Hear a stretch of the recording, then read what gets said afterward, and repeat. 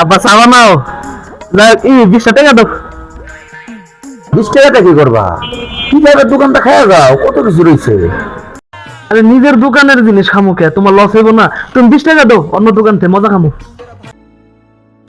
বাজান 20 টাকা নিবে তাতে কোনো সমস্যা নাই নাও। এই যে তুমি 20 টাকা নিলে অন্য দোকানে খাইবে, তুমি আমার দোকানে খাইলে টাকার জায়গায় টাকাই থাকতো, বুঝো নাই? আব্বা তুমি ঠিকই কইছো, বিষয়টা তো আগে ভাইবা দেখি নাই। লও তাইলে টাকা রাখো।